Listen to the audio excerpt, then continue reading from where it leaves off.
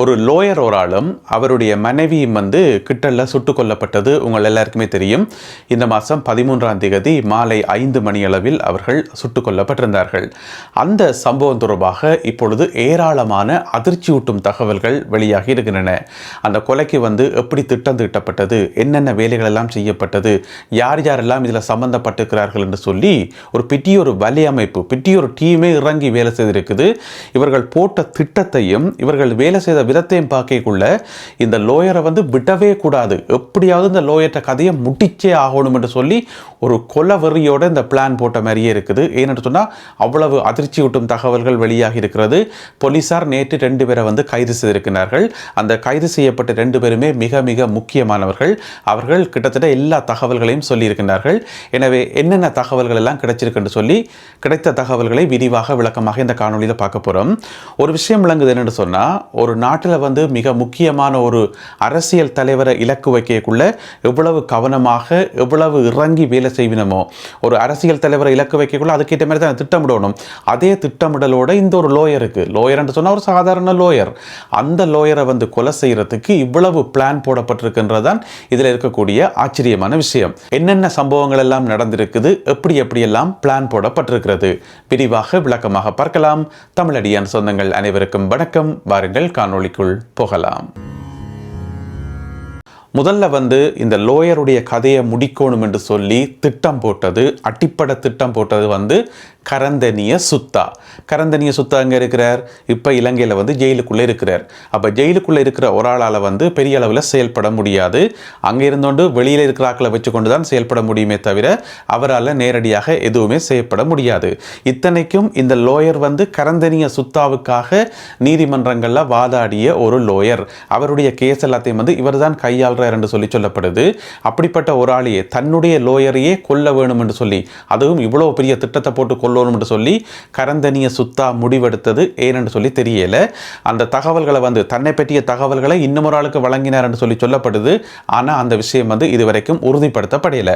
ஆனாலும் கூட கரந்தனிய சுத்தா எடுத்த முடிவு என்று சொன்னால் இந்த லோயரை விடவே கூடான்னு சொல்லி, அப்போ சிறைக்குள்ள இருக்கிற கரந்தனிய சுத்தா என்ன செய்றார் என்று சொன்னால், வெளிநாட்டில் பதுங்கி இருக்கக்கூடிய முக்கியமான 2 பாதாள உலக குழு உறுப்பினர்கள், நான் நினைக்கிறேன் அவருடைய நண்பர்கள் போல இருக்குது, எல்லாம் ஒன்றா சேர்ந்து வேலை செய்திருப்பினம் போல இருக்கு, வெளிநாடுகளில் பதுங்கி இருக்கக்கூடிய மிக முக்கியமான 2 பாதாள உலக குழு உறுப்பினர்களுக்கு போன் பண்ணி இந்த விஷயத்தை கொடுக்கிறார், இந்த வேலையை கொடுக்கிறார், எப்படியாவது ஆளை தீர்த்து கட்டுங்கன்னு சொல்லி வேலையை கொடுக்கிறார். இங்கே தான் எங்களுக்கு ஒரு கேள்வி ஒன்று வருது. இவர் ஏற்கனவே சிறைக்குள்ளே இருக்கிறார், சிறைக்குள்ளே இருக்கக்கூடிய ஒரு கைதி. இவர் எப்படி வெளிநாட்டுக்கு போன் பண்ணி அந்த வேலை திட்டத்தை கொடுப்பார், அங்கே இருக்கிறார்களோட கதைப்பார்? எனவே இண்ட வரைக்கும் இப்போ வரைக்கும் சிறைச்சாலைக்குள்ள மொபைல் போனுகள் தாராளமாக புழங்குதுன்றதான் இதிலிருந்து நாங்கள் தெரிஞ்சு கொள்ளக்கூடியது. இப்போ பார்த்தீங்கன்னு சொன்னால் இலங்கையில் இருக்கக்கூடிய முக்கியமான சிறைச்சாலைகளில் தொடர்ந்து தேடுதல் வேட்டை நடத்தி நிறைய மொபைல் போன்கள் எல்லாம் மீட்கப்பட்டது.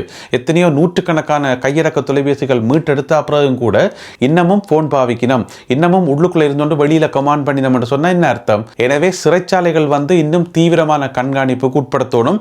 இன்னும் சிறைச்சாலைகளில் நிறைய தேடுதல் வேட்டை நடத்தி இன்னும் எங்கெங்க மொபைல் போன்ஸ் எல்லாம் ஒளிச்சு வச்சிருக்கணுமோ எல்லாத்தையும் தேடி எடுக்கணும். சுருக்கமாக சொல்ல போனால் சிறைச்சாலையை கிளீன் பண்ணினா மட்டும்தான், அந்த கிளீன் ஸ்ரீலங்கான வேலை திட்டம் இருக்குதானே, அந்த கிளீன் ஸ்ரீலங்கா வேலை திட்டத்தை சிறைச்சாலைக்குள்ள செய்தால் மட்டும்தான் வெளியில நடக்கிற கொலைகளை நிறுத்த முடியும்.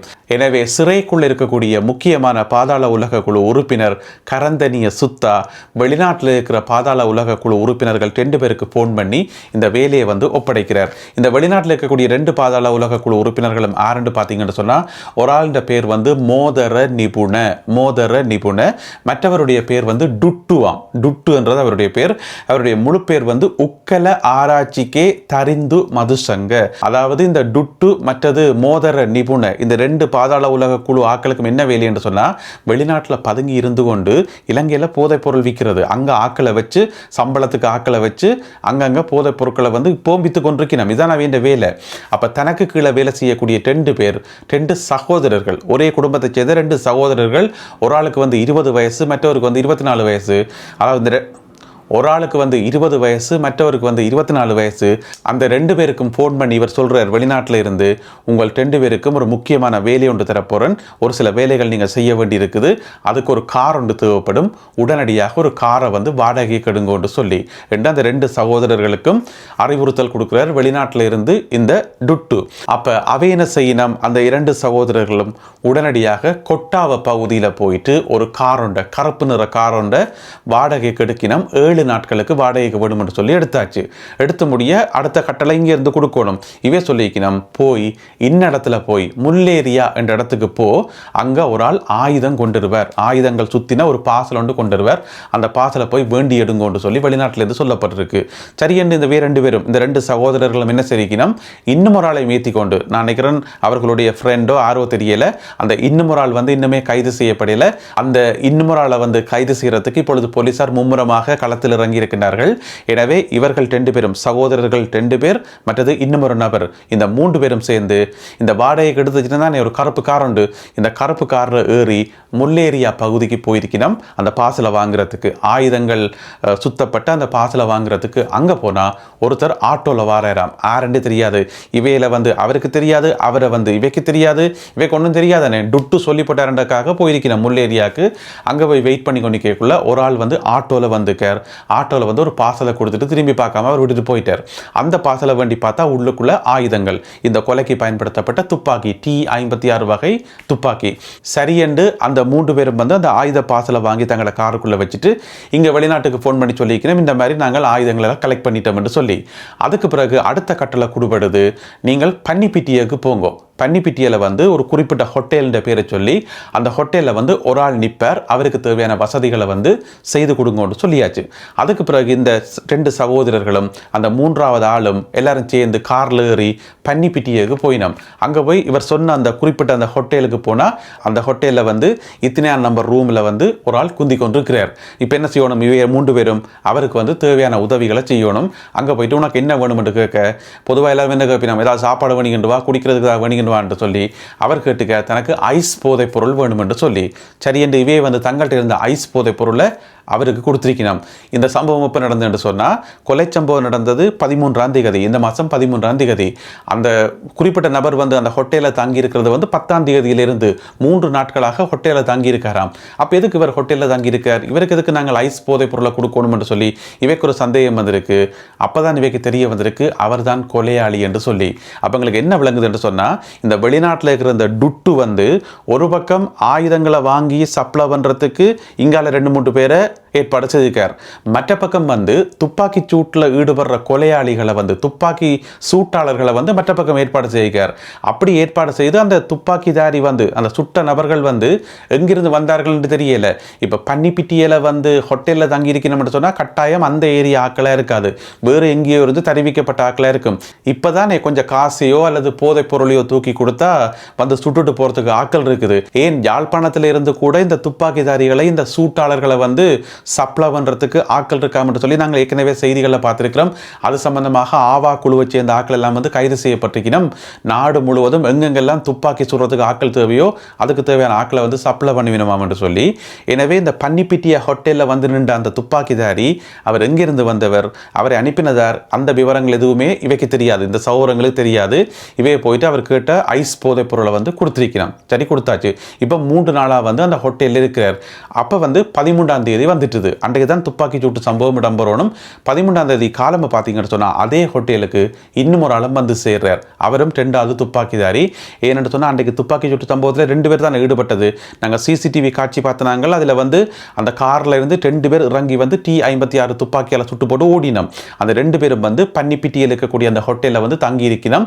அவைக்கு வந்து சாப்பாடு கொடுக்கறது, ஐஸ் போதை பொருள் கொடுக்கறது, அவை கேட்குற வசதிகள் எல்லாம் செய்து கொடுக்கறது இவேண்ட வேலை. இந்த 2 சகோதரர்கள் மற்ற அந்த 3ஆம் நபர் இவேண்ட வேலை. இப்படி இருக்கும்போது இதுக்கிடையில் இந்த 2 சகோதரர்கள் இருக்கிறது தானே, இவர்கள் 2 பேரும் தான் நேற்று பின்னரம் வந்து கைது செய்யப்பட்டவர்கள். இவையில் வந்து இன்னும் ஒரு வேலையும் பார்த்திருக்கணும், அதாவது ரெக்கி எடுக்கிற வேலையும் பார்த்திருக்கணும். என்னென்று சொன்னால், இவை 2 பேருக்கும் வந்து அந்த குறிப்பிட்ட லோயரை பற்றி, அன்றைக்கு உயிரிழந்த அந்த லோயரை பற்றி முழுமையான தகவல்கள் கொடுத்தாச்சு. அந்த லோயர் வந்து எப்படி இருப்பார், அவருடைய நடை உடை பாவனை எப்படி இருக்கும், அவருடைய கார் என்ன கலர், காரினுடைய பதிவிலக்கம் என்ன, எங்கே போவார், எங்கே வருவார், எந்த பாதையை பயன்படுத்துவார், இந்த மாதிரி அடிப்படையான தகவல்கள் ஏற்கனவே இவை 2 பேருக்கும் கொடுத்தாச்சு. அதை வச்சுக்கொண்டு மிச்ச தகவல்களை நீங்கள் போய் கலெக்ட் பண்ணுங்கன்னு சொல்லி இவை என்ன சிரிக்கணும்னு சொன்னால், இவைக்கு வந்து இப்படி ஒரு சம்பவம் நடக்க போகுது, இந்த மாதிரி ஒரு லோயர் வந்து சுட்டுக் கொல்லப்பட போறாருன்னு சொல்லி 7 நாட்களுக்கு முதலே தெரியுமாம். அப்போ நான் நினைக்கிறேன் வெளிநாட்டில் இருக்கிற அந்த டுட்டு வந்து சொல்லியிருப்பார் போடக்கு, நாங்கள் இந்நேரத்தான் சுட போகிறோம், இந்நேரத்தான் இலக்கு வைக்க போகிறோம், எனவே அவருக்கு பின்னால் கொஞ்ச நாள் திரியுங்கோன்னு சொல்லியிருப்பார் போடக்கு. அதுக்கு பிறகு இந்த 2 சகோதரர்களும் என்ன சிரிக்கணும்னு சொன்னால், அந்த லோயர் எங்கே போகிறார், எங்கே வரார், எத்தனை மணிக்கு வீட்டால் வெளியில் வரார், எத்தனை மணிக்கு ஆஃபீஸுக்கு போகிறார் என்னென்னு சொன்னால், அன்றைக்கு இந்த சுட்டுக் கொல்லப்பட்ட இடம் இருக்குது தானே சூப்பர் மார்க்கெட்டுக்கு பக்கத்தில், அதுக்கு பக்கத்தில் இருக்கக்கூடிய ஒரு ஆஃபீஸில் தானே அந்த லோயருடைய மனைவி வந்து வேலை செய்கிறார். அப்போ இந்த லோயர் என்ன செய்வாராம்னு சொன்னால், ஒவ்வொரு நாளும் பின்னேரம் ஒரு 4:30 மணிலேருந்து 5 மணிக்குள்ள அதுக்குள்ள இடைப்பட்ட நேரத்தில் அந்த ஆஃபீஸுக்கு போயிட்டு அவருடைய மனைவியை மேத்தி கொண்டு அதே ரோட்டாலாம் பெறுவாராம். அப்போ இவ என்ன செய்யணும் சொன்னால், ஒவ்வொரு நாளும் கண்காணிச்சிருக்கணும், இன்றைக்கு லோயர் வராரா, அந்த ஆஃபீஸுக்கு போகிறாரா, அவருடைய மனைவியை ஏற்றி கொண்டு வராரான்னு சொல்லி ஒவ்வொரு நாளும் கண்காணித்து ரெக்கி எடுத்திருக்கிறோம். அந்த எடுத்த தகவல் எல்லாத்தையும் சேகரித்து இங்கே டுட்டுக்கு அனுப்பியிருப்பினும் போல இருக்கு. இப்போ என்ன பிரச்சனைன்னு சொன்னால், ஒரு பக்கம் இங்கே தகவல்கள் சேகரிக்கப்படுது, இன்னொரு பக்கம் ஆயுதங்கள் வந்து ரெடியாக இருக்குது, அங்கால இன்னொரு பக்கம் பன்னிப்பிட்டியில் வந்து துப்பாக்கி சூட்டில் ஈடுபடுறதுக்கு துப்பாக்கிதாரிகள் ரெடியாக இருக்கணும். எல்லாமே வந்து எல்லா ஏற்பாடுகளும் வந்து அங்கங்கே ரெடியாக இருக்குது, எல்லாமே தயாராக இருக்குது. இப்போ கடைசி கட்ட நடவடிக்கை, கடைசி ஆப்ரேஷன் வந்து எல்லாத்தையும் ஒருங்கிணைச்சு அந்த துப்பாக்கி சூட்டில் வந்து ஈடுபடணும். இதுதான் கடைசி கட்ட ஆப்ரேஷன். அதுதான் அன்றைக்கு 13ஆம் தேதி பின்னேரம் 5 மணிக்கு நடந்தது. இதுக்கிடையில் வந்து இந்த கருப்பு காரில் தப்பி ஓடின சகோதரர்கள் இருக்கணும் தானே, இவை வந்து நேற்று என்ன செய்திருக்கணும், கொட்டாவ பகுதிக்கு போயிருக்கணும். ஏன் போனவே என்று சொன்னால், காரை கொண்டே திருப்பி கொடுக்கறதுக்கு. ஏன்னா 7 நாள் தானே, 2 கெடுத்தவே 7 நாள் முடியுது. அப்போ காரை கொண்டே திருப்பி கொடுப்ப வேண்டி போட்டு போகிற வழியில் தான் போலீஸ் வந்து பின்னாலேயே துரத்தி கொண்டு போயிட்டு ஆட்கள் 2 பேரையும் கைது செய்து, நேற்று பின்னேரம் தான் கைது செய்தது. அதுக்கிடையில் எல்லா தகவலையும் சொல்லி போட்டோம். நான் நினைக்கிறேன் போலீஸ் வந்து நல்ல வடிவாக விசாரிச்சிருப்பின போலடக்கு, நல்ல அமர்க்களமாக விசாரிச்சிருப்பின போலடக்கு. அதனால எல்லா தகவல்களையும் சொல்லிட்டோம். இப்போ இதில் மிஞ்சி போயிருக்கிறார்கள் யாருன்னு பார்த்தீங்கன்னு சொன்னால், இந்த துப்பாக்கி சூட்டுல ஈடுபட்ட அந்த கொலையாளிகள், மற்றது இந்த 2 பேரோடையும் சேர்ந்து வேலை செய்த இன்னும் ஒரு 3ஆம் நபர், பிறகு வந்து முல்லேரியா பகுதியில் வச்சு ஆட்டோவில் வந்து துப்பாக்கியை கொடுத்த அந்த நபர், இவர்களுக்கு பின்னால் இருக்கக்கூடிய அந்த பெரிய வலையமைப்பு, இப்போ எல்லாரையும் வந்து தேடி பிடிச்சு கைது செய்கிற நடவடிக்கையில் போலீஸ் ஈடுபட்டிருக்கிறது. அதற்காகத்தான் 12 போலீஸ் குழுக்கள் வந்து அமைக்கப்பட்டிருக்கிறது. அப்போ முதலே நேற்றைய காணொலியிலே நான் சொல்லியிருந்தேன், எதுக்காக இந்த ஒரு சம்பவத்துக்காக இத்தனை போலீஸ் குழுக்கள் என்று சொன்னால், ஏனென்றால் அவ்வளோ வேலைகள் பின்னணியில் இருக்குது. இப்போ பார்த்தீங்கன்னு சொன்னால் 12 போலீஸ் குழுக்களும் களத்தில் இறக்கப்பட்டு தீவிரமான தேடுதல் வேட்டை நடக்குது. எனவே மேலதிக தகவல்களுக்காக காத்திருப்போம். அவையெல்லாம் கிடைக்கின்ற போது அவற்றையெல்லாம் தொகுத்து கொண்டு இன்னும் ஒரு காணொலியில் உங்களை நான் சந்திக்கின்றேன். இந்த காணொலியில் பகிர்ந்து கொள்ளப்பட்ட தகவல்கள் தொடர்பான உங்களுடைய கருத்துக்களை மறக்காமல் கீழே எழுதுங்கள். மீண்டும் சந்திப்போம் உறவுகளே. நன்றி, வணக்கம்.